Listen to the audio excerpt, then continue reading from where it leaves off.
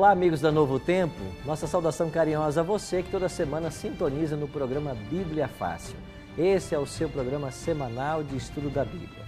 E nesta temporada, mais uma vez, estamos estudando o livro do Apocalipse. E nós chegamos agora ao capítulo 17. Este capítulo apresenta simbolismos que não são tão fáceis de serem decifrados. Mas nós vamos apresentar hoje uma posição que muitas pessoas têm estudado e têm chegado à conclusão da mesma. Eu quero convidar você a tomar a sua Bíblia e vamos juntos estudar Apocalipse capítulo 17. O mesmo tema que estamos estudando aqui, você também pode revisar em uma de nossas igrejas adventistas perto de você. Todos os domingos à noite, a Igreja Adventista está abrindo suas portas para estudar o tema do Apocalipse. Se você não sabe onde encontrar uma igreja perto da sua casa, você não sabe o endereço, acesse o nosso site encontreumaigreja.com.br e lá facilmente você vai localizar uma igreja perto da sua casa. Você que mora em Guarulhos, todas as quartas-feiras eu estou aí na Igreja Adventista Central de Guarulhos. O endereço dessa igreja fica na rua Doutor Diogo de Farias, número 100. Então lá nessa igreja eu estou todas as quartas-feiras à noite. Agora você, para participar da programação, tem que se inscrever pelo site. E o endereço para a inscrição é novotempo.com/Guarulhos, por uma questão de organização e uma questão de comodidade no ambiente, tá ok? Eu quero aproveitar e convidar você que mora no Espírito Santo, esse estado que me recebeu por muitos anos. Essa semana vamos fazer um giro por várias cidades do Espírito Santo e eu quero convidar você. Na próxima quinta-feira, às 7 horas da noite, eu vou estar aí na cidade de Barra de São Francisco. Quinta-feira que vem, às 7 da noite, que vai ser o dia 7 de julho, eu vou estar aí com vocês na cidade de Barra de São Francisco. Você é nosso convidado. Na sexta-feira, dia 8 de julho, o programa Bíblia Fácil vai estar acontecendo na cidade de Colatina e você está convidado a participar também. No dia 9, que será sábado, às 9 da manhã, eu estarei fazendo uma programação do Bíblia Fácil na cidade de Linhares. E no mesmo sábado, dia 9, às 5 da tarde, será na capital Vitória. E você está sendo convidado a participar, sábado que vem, dia 9 de julho. E no domingo, dia 10, às 9 da manhã, eu vou estar em São Mateus, norte do Espírito Santo. E às 7 da noite, em São Gabriel da Palha. Então, domingo, dia 10 de julho, 9 da manhã em São Mateus e 7 da noite em São Gabriel da Palha. E você é convidado para estar conosco. Estamos aqui com um grupo de amigos no Cevisa, aqui em São Paulo, ao longo dessas semanas, aprendendo um pouquinho mais a Palavra de Deus. E hoje eu queria apresentar para vocês a nutricionista aqui do Cevisa, a Karen. Por favor, Karen. Karen está conosco hoje, ela cuida dessa parte aqui do Cevisa. E eu queria perguntar, Karen, qual é o papel de uma nutricionista numa instituição como esta? Bom, eu desenvolvo o cardápio, acompanho os pacientes, faço toda a avaliação deles, tudo que eles precisam para recuperar a saúde ou para manter a saúde, nós proporcionamos através de uma dieta saudável e também uma orientação que eles levam para casa. Então, não fica só aqui no Cevisa. As pessoas levam uma orientação para casa para que possam continuar o tratamento nutricional em casa também. Então, cada pessoa que chega aqui vai ter uma alimentação diferenciada, é isso? Exatamente, segundo as necessidades de cada pessoa. Eles recebem um cartãozinho de acordo com o que precisam em calorias, nutrientes e levam também a orientação para casa. Ok, muito obrigado, viu? Obrigado por estar nos tratando tão bem, né? Nesses dias que aqui nós estamos, né? Estamos comendo tão bem. Muito obrigado pela sua ajuda e sua dedicação nesse trabalho, tá bom? Bom, estamos juntos aqui então para continuarmos, né, o estudo do Apocalipse. Obrigado, Karen, por sua contribuição. Quero convidar você a abrir a sua Bíblia, agora em Apocalipse 17. Deixa eu apresentar o casal. O casal veio hoje com as camisas azuis, né? Hein, Edinho? Dá um close aqui, Edinho. Olha aqui. Casados para sempre, né? E eles me disseram que eles estão aí com 37 anos de casado. Eu acho que você é quase uma santa, né? Tolerar esse homem 37 anos, não é não? É o oposto? Mas que bom, parabéns, viu? 37 anos de casado. A palavra de Deus fortalece o casamento e entende a família como uma instituição máter da sociedade, como uma célula máter. Deus disse, não é bom que o homem esteja só. Então Deus orientou que um homem se une à sua mulher e ambos se tornam uma só carne. E é muito bom quando a gente encontra por aí casais com décadas de convivência.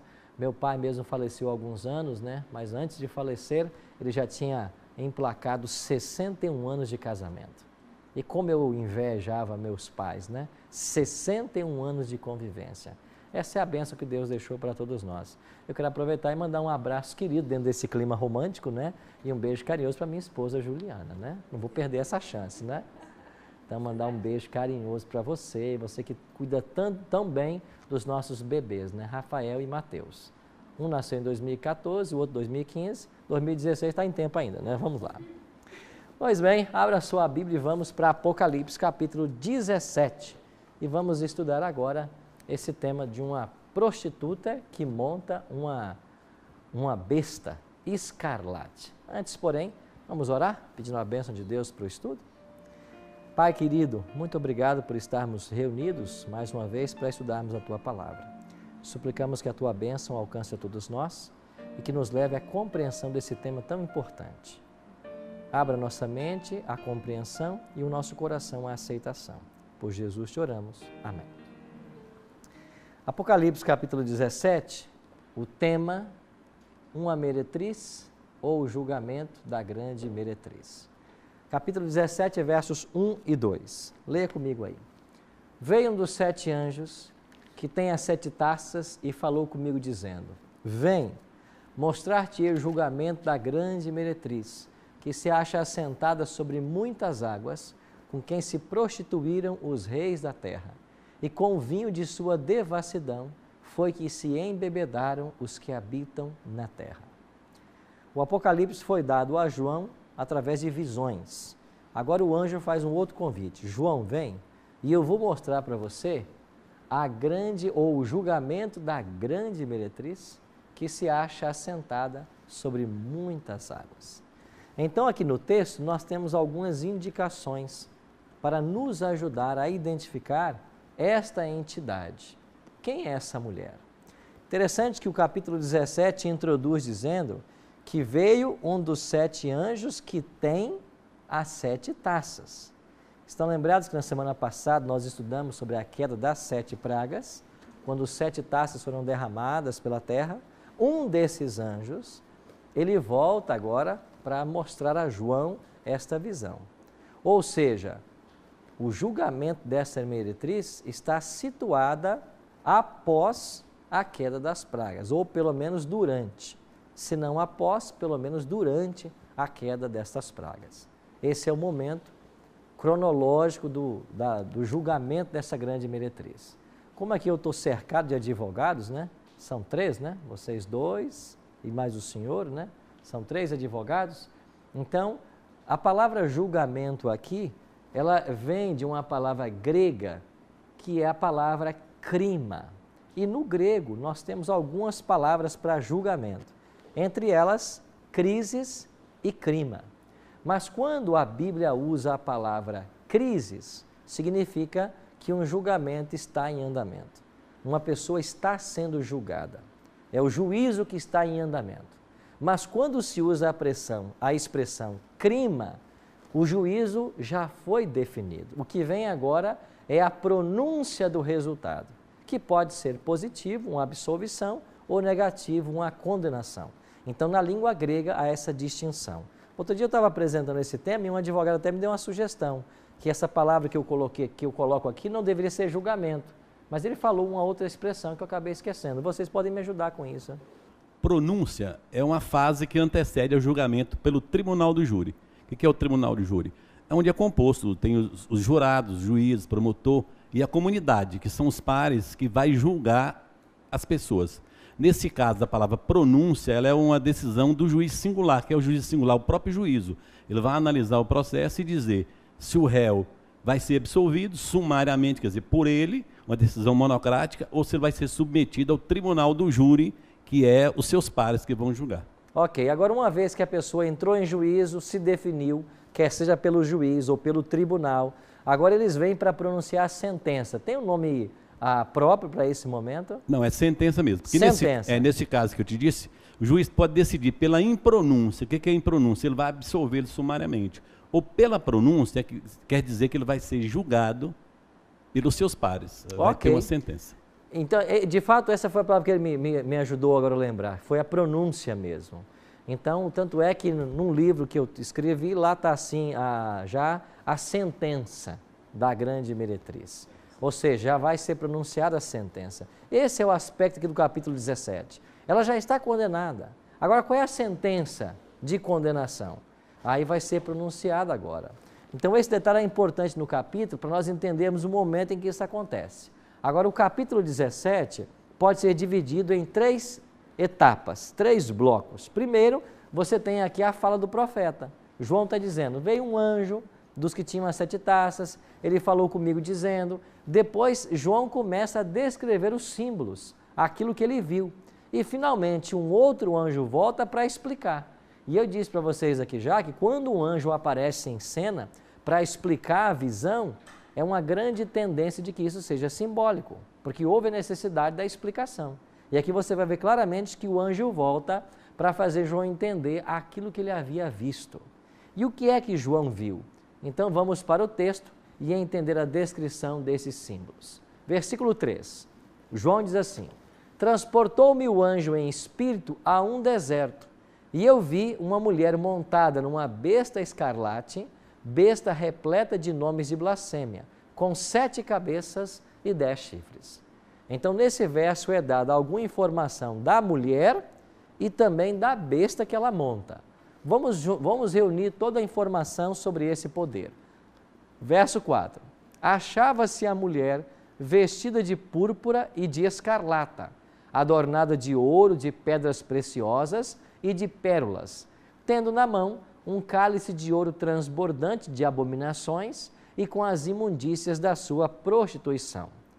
Verso 5, na sua fronte achava-se escrito um nome, um mistério, Babilônia, a Grande, a mãe das meretrizes e das abominações na terra.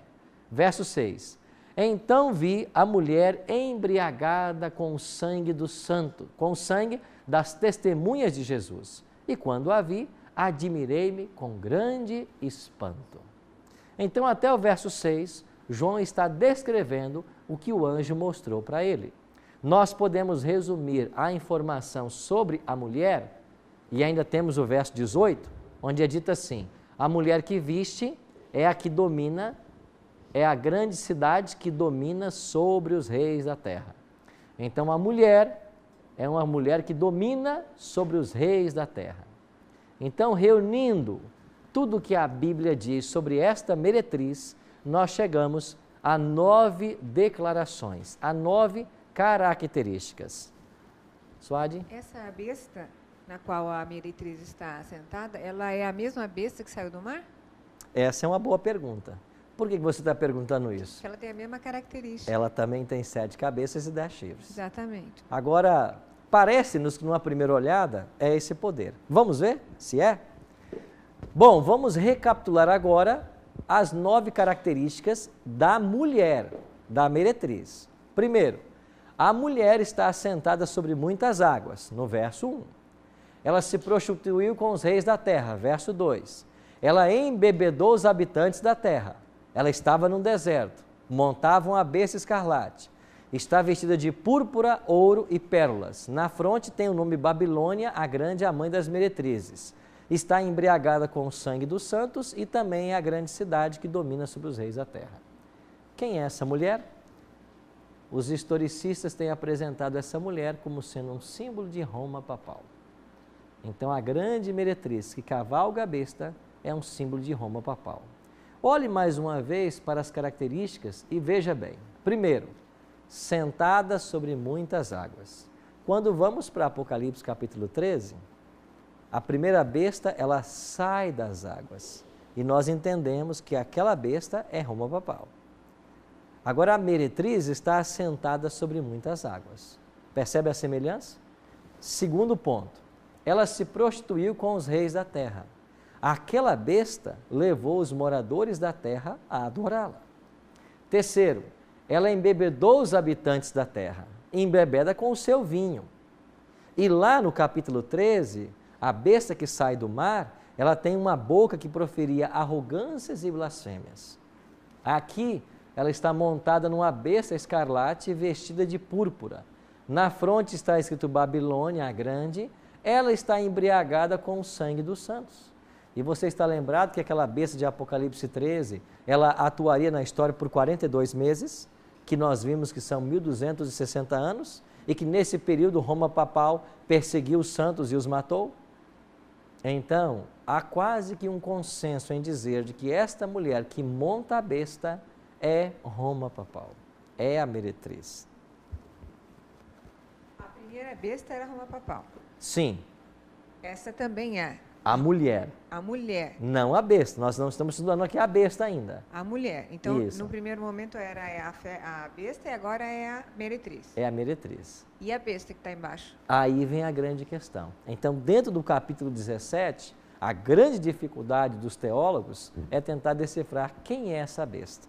Porque a aparência inicial é de que ela era aquela besta do capítulo 13, por causa das 7 cabeças e os 10 chifres. Só que se a mulher é Roma papal, ela não pode ser Roma papal mais. Porque você tem aqui duas entidades. Você não pode ter uma mesma entidade cavalgando outra. Então, são duas entidades. Então, se a mulher é uma representação de Roma papal como a besta que sai do mar, quem então é esta besta escarlate do capítulo 17? Essa é a grande pergunta. Nós vamos apresentar aqui uma posição, não é a posição final sobre o assunto, o capítulo está em aberto para todos os que gostam de estudar a palavra de Deus. Mas vamos tentar então entender algumas partes a mais a respeito desse tema. Se esta mulher que cavalga a besta escarlate é uma representação de Roma papal, então o capítulo 17 é uma ampliação do capítulo 13. De fato, isso é muito comum na profecia. A profecia é uma verdade que se amplia. Cada capítulo vai desdobrando novas cenas de um mesmo assunto. Então, o capítulo 17 está ampliando o capítulo 13. Aí chegamos então na última parte do capítulo 17, quando o anjo se apresenta para explicar o mistério. O anjo vem e diz assim para João, 17, verso 7. O anjo, porém, me disse, por que te admiraste? Dir-te-ei o mistério da mulher e da besta, que tem 7 cabeças e os 10 chifres, e que leva a mulher. Então o anjo agora se propõe e diz, João, você está admirado com essa visão? Pois eu vou dizer para você o mistério tanto da mulher quanto da besta. Aí o anjo começa agora a fazer uma explicação. Verso 8. A besta que viste, então o anjo já começa falando da besta e não da meretriz. A besta que viste era e não é, e está para emergir do abismo e caminha para a destruição. E aqueles que habitam sobre a terra, cujos nomes não foram escritos no livro da vida desde a fundação do mundo, se admirarão, vendo a besta que era e não é, mas aparecerá. A primeira coisa que o anjo chama a atenção para João é dizer que esta besta escarlate, sobre quem a mulher cavalga, é a besta que era, não é, mas aparecerá. Lembra que eu falei para vocês que o Apocalipse é um livro de contrafações e ele denuncia as contrafações satânicas?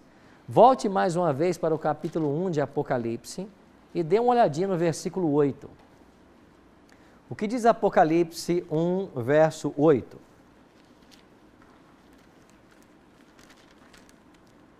Eu sou o quê? O Alfa e o Ômega. Diz quem? O Senhor Deus. Aquele que é, aquele que era e aquele que o todo. Então Deus está dizendo de si mesmo, eu sou aquele que era, passado, que é, presente e que há de vir, futuro. Ou seja, Deus é onisciente, Deus conhece todos os tempos, Deus sempre existiu e sempre existirá. Vá para Apocalipse no capítulo 4 e dê mais uma olhadinha no versículo 8. Agora no finalzinho.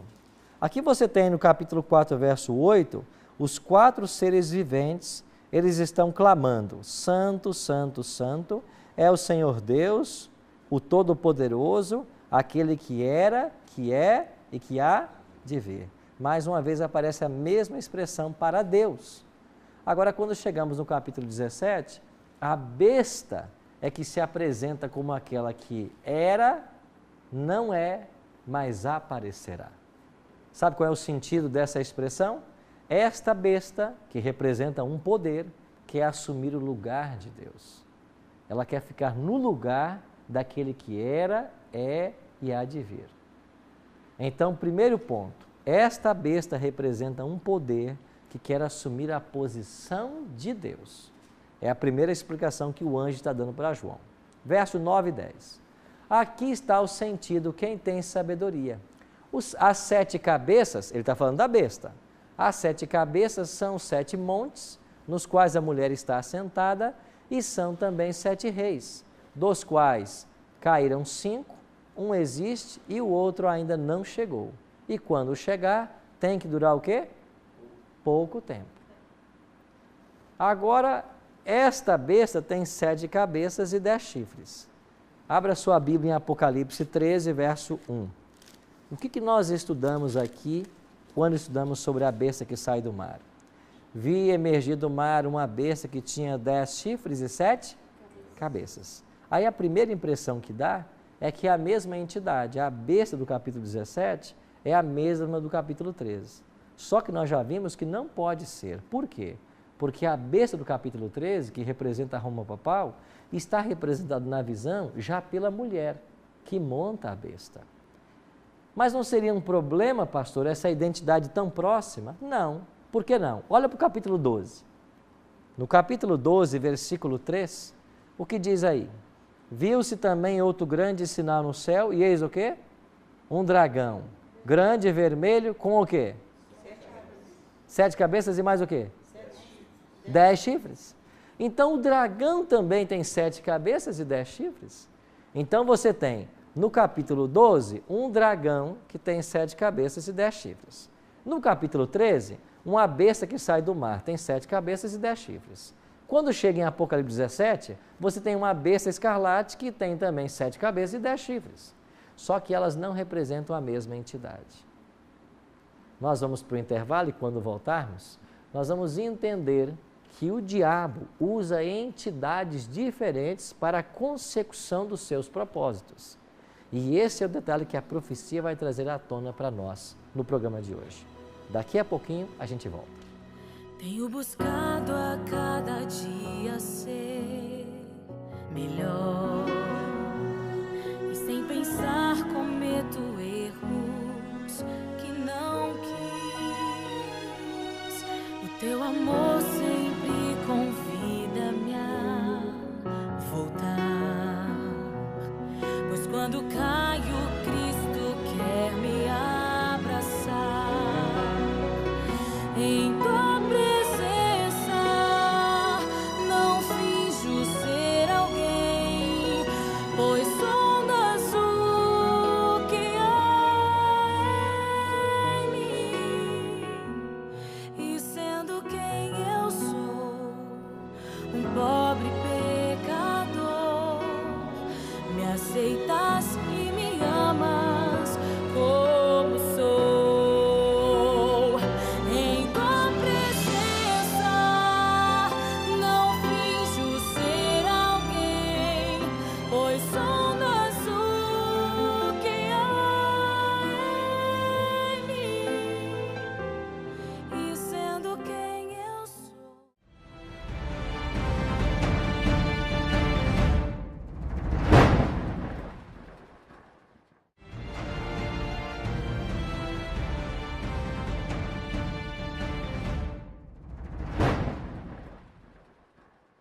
Estamos de volta com o programa Bíblia Fácil e o programa tem um presente para você. Essa linda revista com a temática do Apocalipse. Todos os temas que aqui estamos abordando estão aqui nessa revista. E é um presente que nós temos para você. Basta você ligar para nós no telefone 0 operadora 12 21 27 3121 ou acessar o nosso site novotempo.com/Bíblia Fácil. Num prazo de 15 a 20 dias, essa linda revista vai estar chegando em sua casa, lembrando sempre que é um presente da Novo Tempo para você, graças ao apoio dos Anjos da Esperança. E você que nos assiste, que já é um Anjo da Esperança, muito obrigado por sua parceria. Se você não é ainda, torne-se um Anjo da Esperança e apoie também o Ministério da Novo Tempo. Entra lá no site anjosdaesperança.com.br. Pois bem, quando terminamos o nosso primeiro bloco, nós estávamos falando a respeito da identidade da meretriz como sendo a mesma besta que sai do mar, e agora estamos tentando identificar a besta, quem ela cavalga, que é uma besta escarlate. Vimos até aqui que essa besta tem 7 cabeças e 10 chifres. A primeira impressão que nos dá é que se trata do mesmo poder de Apocalipse 13:1. Mas nós também lemos no capítulo 12, verso 3, que o dragão também tem 7 cabeças e 10 chifres. Então, quem é esse poder? É o dragão? É Roma papal? Ou é um outro poder? Vamos chegar a essa conclusão daqui a pouquinho. Agora o anjo diz para João assim, você está vendo, João, essas 7 cabeças? São 7 montes nos quais a mulher está assentada. E são também 7 reis. Vocês estão lembrados que nós já fizemos essa interpretação com a besta do capítulo 13? E essas 7 cabeças têm a ver com 7 impérios que ao longo da história iriam perseguir o povo de Deus. João diz que esta besta tem 7 cabeças. E nós, quando interpretamos o capítulo 13, nós entendemos de que essas 7 cabeças eram 7 impérios antagônicos ao povo de Deus. Estão lembrados dos 7 impérios? Egito, Assíria, Babilônia, Medo-Pérsia, Grécia, Roma imperial e Roma papal. Agora o anjo está explicando para João a visão. Então aqui nós temos que anotar um outro princípio de interpretação. O profeta, quando está em visão, ele pode ser levado a qualquer tempo na história, como João foi levado lá no momento da queda das pragas, que ainda está no futuro. Mas quando o anjo vem para explicar a profecia sempre é explicada a partir do tempo e lugar do profeta. Isso quer dizer que o anjo está dizendo para João, no final do 1º século, o seguinte: João, dessas 7 cabeças, que são 7 impérios, 5 já caíram. Egito, Assíria, Babilônia, Medo-Pérsia e Grécia. Um existe, Roma imperial. E você está aqui na ilha de Patmos por causa da ordem de um imperador, porque Roma domina. Um ainda não chegou, Roma papal, que só chegou finalmente em 538, no 6º século, quando começa a supremacia papal. Então estas 7 cabeças representam esses 7 impérios antagônicos ao povo de Deus. E os 10 chifres? Nós já vimos que os 10 chifres lá, da besta que sai do mar, representa 10 tribos bárbaras que minaram a autoridade de Roma. Só que o papado, para se estabelecer, destruiu 3 das 10 tribos, os érulos, os vândalos e os ostrogodos. Das 10, finalmente sobraram 7. Só que agora esta besta, ela está relacionada ao tempo do fim, porque o anjo que vem mostrar é o anjo das pragas. Então, esses 10 chifres agora não podem representar aquelas tribos lá bárbaras. Agora, os 10 chifres falam das nações da atualidade que vão se aliar a esse poder para apoiar a meretriz. Aí eu pergunto para vocês, olhando para a Bíblia, para o macro do Apocalipse, que poder nós aprendemos na história que vai surgir para apoiar Roma papal? Lembram vocês da segunda besta de Apocalipse 13? Os Estados Unidos da América do Norte. Então a besta que surgiu da terra e que veio apoiar a besta do mar, nós identificamos em Apocalipse 13, 11 a 18, como sendo os Estados Unidos. Então aqui nós temos uma pista. Esta besta escarlate pode ser uma representação dos Estados Unidos.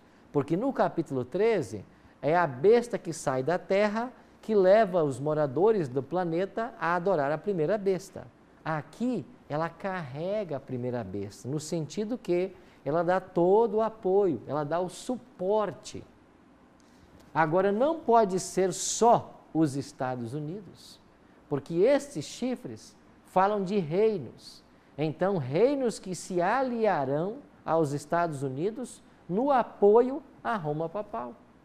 Vamos deixar que o texto nos fale mais alguns detalhes. Versículo 14. Eles, falando da besta e dos chifres, pelejarão contra o cordeiro, e os cordeiros vencerá, pois é Senhor dos senhores e o Rei dos reis.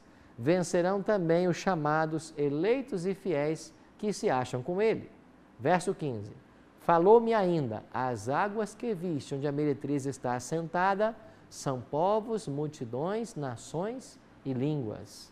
Então você tem aqui estas águas onde a meretriz se assenta. De um lado tem as águas, ela se assenta sobre as águas. Daqui a pouco ela se assenta sobre a besta. Percebeu o detalhe? Primeiro o anjo diz que a mulher está assentada sobre as águas. Depois João vê ela está assentada numa besta. Então leva a uma conclusão. As águas, que representam povos, nações, multidões e línguas, também representam a besta, que pode ser os Estados Unidos e as outras nações que vão apoiar esse poder. Então há uma multidão apoiando esse poder. Um outro detalhe, verso 16. Os 10 chifres que viste e a besta, esses odiarão a meretriz e a farão devastada e despojada. E lhes comerão as carnes e a consumirão no fogo, porque em seu coração incutiu Deus que realizem o seu pensamento, o executem a uma e deem à besta o reino que possuem, até que se cumpram as palavras de Deus. O que aconteceu nesse versículo? A besta que carrega a mulher e os chifres da besta, eles agora se voltam contra a meretriz. Então agora há um novo elemento na profecia. Até aqui a besta e os chifres apoiam a meretriz, mas agora o apoio é tirado e eles vão passar a odiar a meretriz. Eu pergunto, quando é na história da profecia, não na história, quando é na profecia, que você vai ter os Estados Unidos e os reis da terra que estavam apoiando Roma papal no estabelecimento de seus decretos, e nós já vimos aqui o decreto dominical, o decreto de morte. Quando é que esses poderes se voltarão contra a igreja romana? Só encontramos uma resposta, quando eles perceberem que eles foram enganados. Quando eles perceberem que eles foram enganados por Roma papal, eles se voltarão contra. E quando é que eles perceberão que foram enganados? Quando as pragas começarem a cair e toda aquela paz e prosperidade que Roma papal havia prometido na promulgação de seus decretos, ela deixa de existir. E agora que as tragédias estão acontecendo, por que é que isso está acontecendo? Eles vão entender que eles estão sob o desagrado divino. E por que é que estão sob o desagrado? Porque finalmente, durante a queda das pragas e no juízo final de Deus, eles entenderão que a lei de Deus não podia ter sido mudada e que eles se dobraram a um falso mandamento e aceitaram a santidade do domingo e a crença na imortalidade da alma. E agora eles percebem de que a lei de Deus não poderia ser mudada e era a base do juízo, só que agora é tarde demais. Então, o que farão esses poderes políticos e religiosos? Eles vão odiar a meretriz. Vão voltar-se contra ela, só que no momento tarde da história. Porque nesse momento, todos os casos já foram decididos. E eles perceberam que eles foram enganados. E lembra de um detalhe de na fronte da mulher está escrito Babilônia a Grande, a mãe das meretrizes?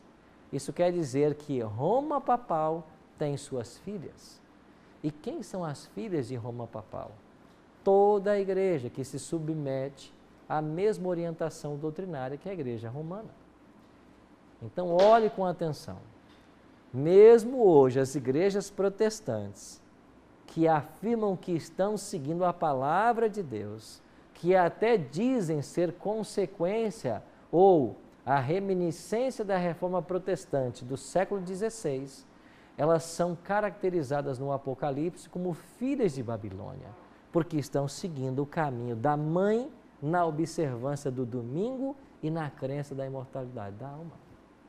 Então o Apocalipse deixa muito claro, todas as denominações que estão seguindo na santificação do domingo, na crença na imortalidade da alma, estão pisando nas pegadas da mãe, da grande Babilônia.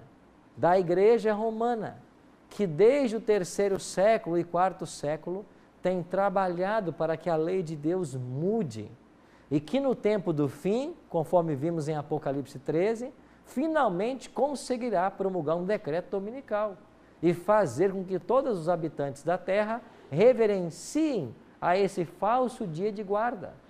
Então, hoje, os movimentos dominicais estão seguindo as pegadas de Roma na desobediência à lei de Deus. É por isso que essa meretriz é chamada a mãe das meretrizes e das abominações da terra.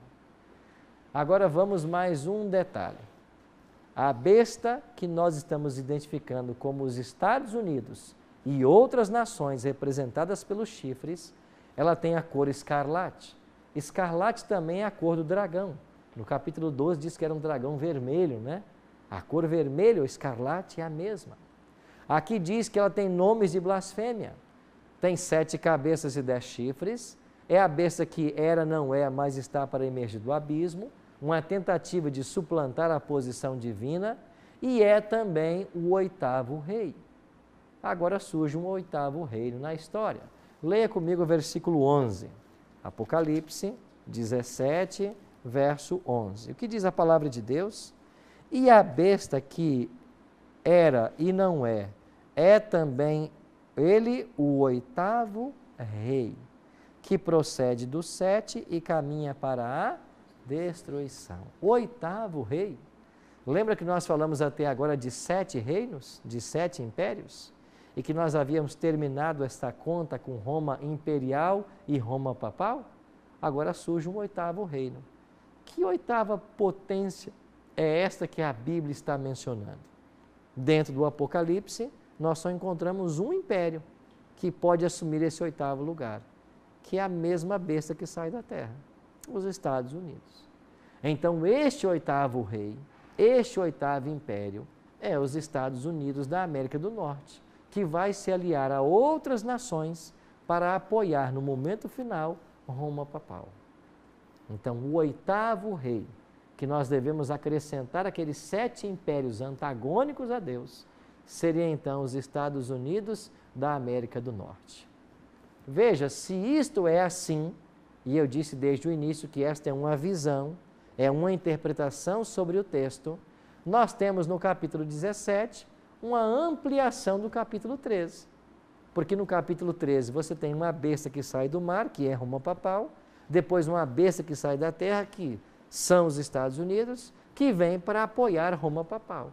Então o capítulo 17 é uma ampliação do capítulo 13.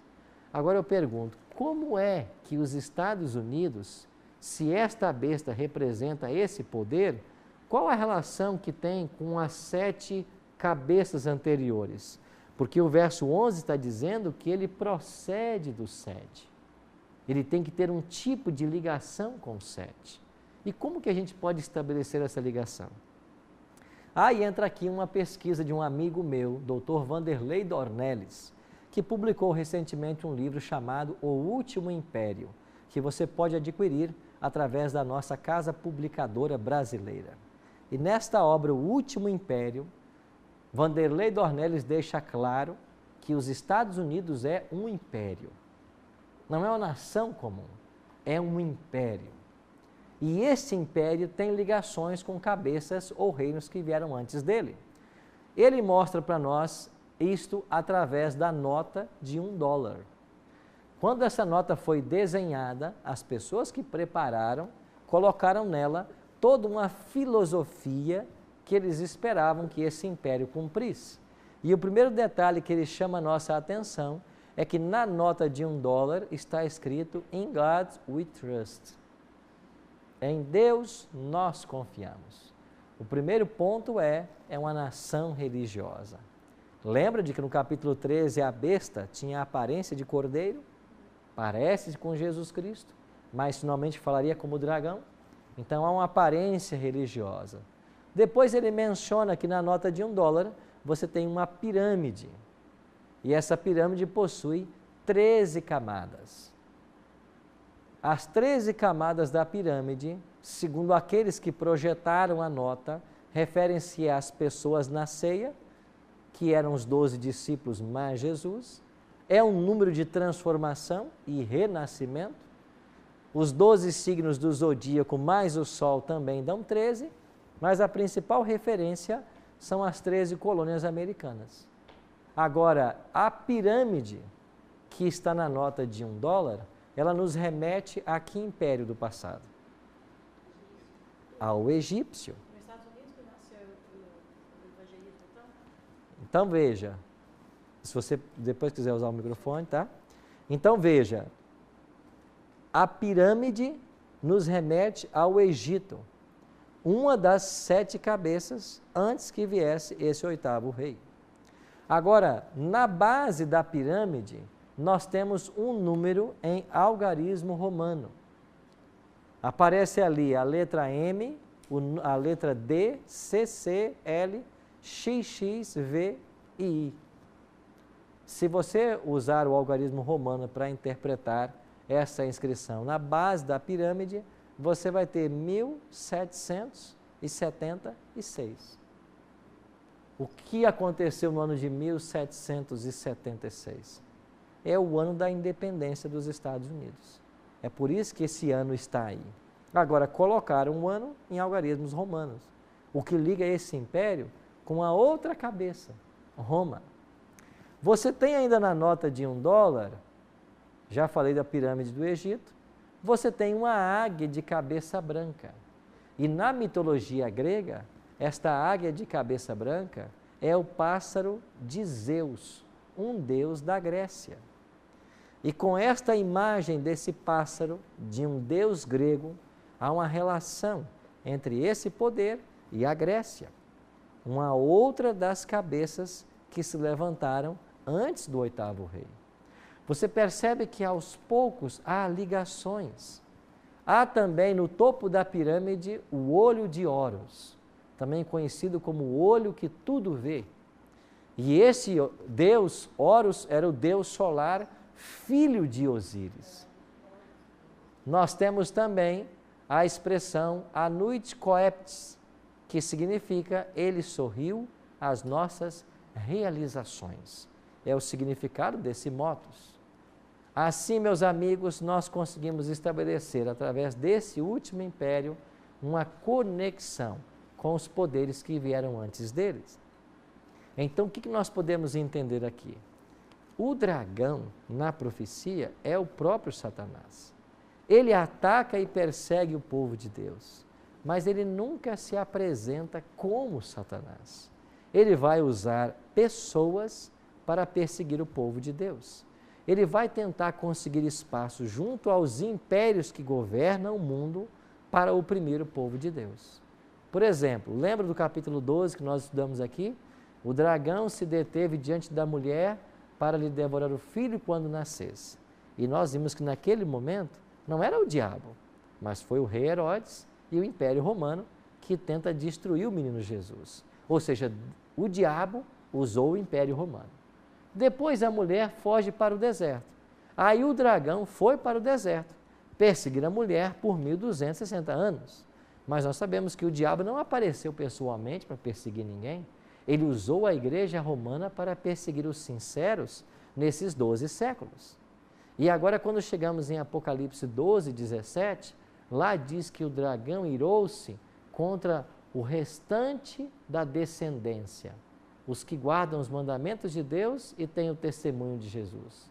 E nós vimos aqui que os descendentes do capítulo 12, 17, são os cristãos do tempo do fim, que saíram já do deserto, depois dos 12 séculos, e aparecem no cenário mundial pregando a palavra de Deus. Quem é que o diabo vai usar no tempo do fim para perseguir o povo de Deus, pelo menos através de 2 decretos, como nós vimos no capítulo 13, o decreto dominical e o decreto de morte? Os Estados Unidos da América do Norte. Então o diabo nunca aparece ele, mas ele está usando os poderes que estão comandando a terra para perseguir ao povo de Deus. Então nós concluímos de que no final da história haverá um grande conglomerado, liderado pelos Estados Unidos, que se aliarão a outras potências para dar apoio à Roma papal na imposição de seus dogmas e suas leis. Então virá o decreto dominical, virá o decreto de morte, e após isso, uma decepção desta nação e dos governantes da terra com Roma papal, quando descobrirem que foram enganados. Então, amigos, a profecia, ela dá um passo além da história. E a grande verdade do capítulo 17 é que acima dos governos da terra há um Deus que governa. E esse Deus que governa está conduzindo a história na direção de um final feliz. O que nós precisamos fazer é estar atentos à palavra profética e fazer todo o preparo necessário para não sermos pegos de surpresa. Esses poderes finalmente vão se aliar. Os decretos virão, como vimos no capítulo 13. Mas, se nós estivermos com a nossa vida nas mãos do Senhor, nada nós temos que temer. Pense nisso enquanto ouviremos agora essa canção. Pense como está a sua vida. Se a profecia tem advertido você a respeito das coisas que estão acontecendo e ainda acontecerão. E o que nós faremos diante desta revelação?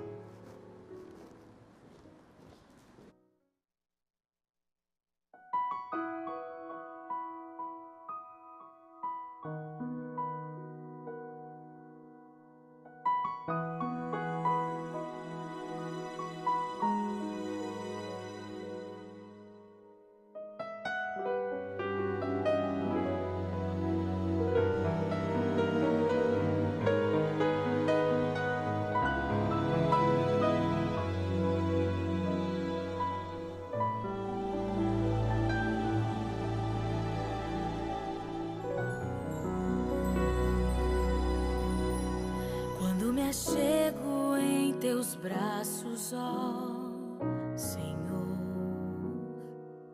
Me sinto em casa, pois ali é meu lugar. Em silêncio abro o meu coração.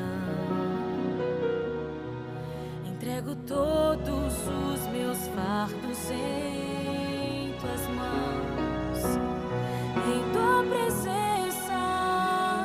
não finjo ser alguém, pois sondas o que há em mim. E sendo quem eu sou, um pobre pecador, me aceitas e me amas como sou.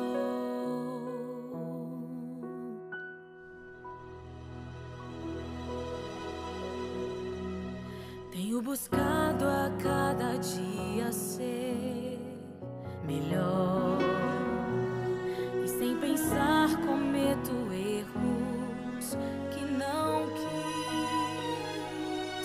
O teu amor sempre convida-me a voltar, pois quando caio, Cristo quer me abraçar. Em tua presença não finjo ser alguém, pois sondas o que há em mim. E sendo quem eu sou, um pobre pecador, me aceitas e me amas como sou. Em tua